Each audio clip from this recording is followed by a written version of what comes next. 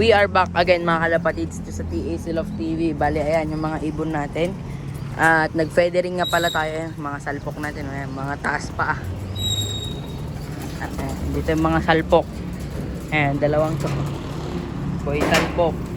So bali yun, kung gusto nyo samahan, let's go. Papakita ko sa inyo yung mga ibon natin na norte na naka-feathering. Kasi bata pa tulad ng mga to. Ayan. Ayan, mga norte natin, mga bata. Maaamo tong mga to eh. Ayan o. Ayan, ito hindi, ito ba yung pinabata? O, ito. Ayan, naka-feathering to. Ayan o. Tatlong bagwis nila. Ayan. Tapos, ito. Ito, patapos na to eh. Tsaka tong pula. Tsaka yung blue bar na to. Ayun. Bale, ito. Pakita ko sa inyo yung mga pakpak nila na pinedering natin. Sanay naman sa hawak-hawak to mga kalapatids. Hindi na stress tong mga to. Ayan. Ito yung isa sa matanda natin na white. Ay, hindi pala matanda. 3 months pa lang pala to or 4. Ayan pa lang yun. Ito, 3 na lang ibabagsak niya. Tapos ito kasi tatanggalin na natin. Ayan. Ito yung blue bar. Anak ni BC. Ayan. Tapos ito yung negro, si Sunog. Ito, binabata 2, 4, 5. 5 pa ibabagsak niya na kwan. Ayan, okay na yung mga katawan nila. Ayan. Tapos na rin niya nilugon yung muka. Maitim talaga siya na ibon. Tapos, ito, matandang ibon natin, si Suksok. Na naka white ring. Ayan, dalawa pa. Para sakto na. Kasi September, maghahagis-hagis na kami. October, simula na training. Ito na lang ibabagsak niya itong mahabang to. Ayan. Tapos na rin niya yung buntot niya. Ayan o. So yun. Ayan. Kapatid to nung unang nilaro natin ng norte din. Si Kwan. Ano mga kalapatid, sayang na ibon. Di mailalaro. Ang bilis nag-mature. Bawal daw siya ilaro dahil sa ring niya malaki kasi. Totoo nga naman, parang mahuhugot pa. Ayan. Kaya hindi natin malalaro tong ibon na to. Bilis niya nag-mature din, no? Tapos dito na siya, oh. Ito, itong dalawa. Ito yung butas niya. Kaedad lang na ito yung pula. Ito, itong pula na to. Ito, kaedad niya lang tong pula na to, mga kalapatids. Ayan, patapos na rin yung lugon niya. Ito, dibdib na rin siya. Ayan, oh. 3 na lang. Bali 1, 2, 3, 4, 5, 6 pa kapag kasama yung mga naka-feathering sa kanila. Ayan. Pero kaya pa na nila mag-fly to. Pero pag tinanggal na natin tong 3, hindi na natin sila papalipa rin. Ayan, sila pa. Ito tong maliit na blue bar. Ito, makalabadits. Isa din sa pinakabata to. Dalawa bata natin na white ring dito eh. Ayan. Ito yung bata. Sino pa? White ring. Ay, yung isa sa mga matatanda. Ito, nagbabara-bara ako na nga eh. Dalawa na, ito, pare sila ni Bombet. Ito na lang yung ilalaglag. Ito. Pare sila. Tapos yung buntot niya, tapos na rin. Ayan o. Isa mga 7 months yata, 6 or 7 months na yung dalawang yan. Sino pa white? Dito lang yan eh. Bale ito, ayan o. Isa, 2, 3, ito 4, sinognog, yun yung buwa pa. 4, 5. Ito tong white fly, 6. Tapos pang 7 to. Itong white fly, pares yan, pares niyan. O, diba? Pares niya yan eh. So, yun.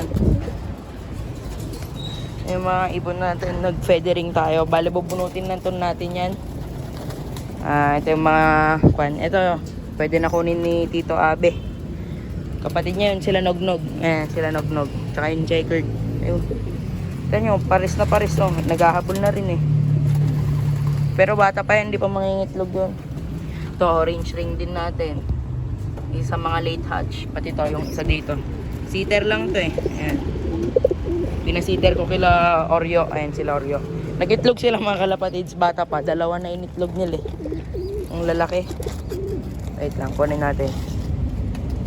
Ayan, ito yung kapatid ni Milky. Ito itlog nila Oreo. Yung lalaki. Ayan, ito kakaitlog nyo to ngayon. Itong may basa-basa. Ito naman kahapon. Ngayon may dugo-dugo po. Laki kasi nung initlog niya. Hindi na natin ipapapisa dahil mag-breed na tayo ng pang south. Ayan, lugon pa yung mga ibon natin ng south. Ayan, tingnan nyo. Bala-balahibo. Ito naman, oh, tapos na naglugon to eh. Ay, hindi. May dalawa pa siyang pakpak. Ito, dalawa din. Ito naman, tapos ay isang pakpak na lang sa dulo. Ito, ay dulo na yung pakpak niya. Ayan, ito naman, tapos na siya sa katawan eh. Ito yung pak. Ayan. Kintab talaga na itong ibon na ito mga kalapatids. Hindi dumumi. Ayan o. Papapisa natin yun kasi wala pa tayong anak nila na pang norte ng orange. Sakto may last ring tayo. Isa lang papabuhay natin, yun na pinakabata. Matagal pa ng karera nung next year pa. Kapatid niyan yun, yung pula. Kung mabubuhay yung andun. Ito, sitter lang din to, hindi nila anak yan. So yan mga kalapatids. Wala nang edit to. Pinakita ko lang sa inyo mga pinedering natin. Ayan, breeder natin yan, yung nagbabara-bara ko na yan. Ayan o. Mga grisel natin dyan galing. Tapos yung apo nga pala niya mga kalapatids, itong muwa natin, ay itong south race natin. Umuwi yung kapatid, ay yung apo niya, yung nestmate na ito. Ay hindi niya naman nestmate, full sib niya lang. Ito tong ibon na to, tong grisel, yung babaeng kapatid niya. Ayan. Ayan o, tingnan nyo naman, matured na ibon kasi hindi daw malalaro. Amo talaga na itong grisel na to. Anak ng grisel pala ibig ko sabihin. Yan na yung last na anak niya. Nung nagitlog sila, dalawa yan. Wala nang similya yung kak. Pero tignan natin, pag binalik natin sila, pre-breed ko sila pang south, kuha na natin ng isa. Ito kasi stock bird na to. Pati yung kuya niya na nasa taas na naglilimlim. Ay, ito pala. Ayan, kuya niya yan. Stock na yan. Ito sana mag-hen para sila pagparesin ko. So yun mga kalapatids. Pero magkaiba sila ng nanay. Ito, nanay na ito, yung Emil. Ayan. Tapos, nanay naman na itong grisel natin, si Zel. Yung kinakarera natin ng norte noon. Kapatid niyan din is, ayun, si Bombet. Ayan o. Ayan, yung checkered na maliit na yan. Bali magkakapatid sila pero yung dalawa magkapatid sa nanay, yung dalawa magkapatid sa tatay. Yun, subukan natin yung mga lahi nila. Kung sino magproproduce sa kak, tsaka hen na yun.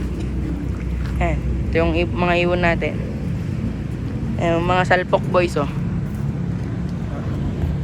And putol talaga pa nito pero nailalakad-lakad niya na. Hinayaan ko na lang siya dito para makapaglipad-lipad. Ito rin naman, ayan o, naiapak-apak niya na yun. Ayan, naiapak-apak niya na kahit pa paano. Yun na, yung slate sa taas. Ganun din. So yan mga lapatids. Yun lang para sa araw na to. At ayun. Please like, share, comment, and subscribe dito sa TAC Love TV. Bali ngayon is August 12. Peace out!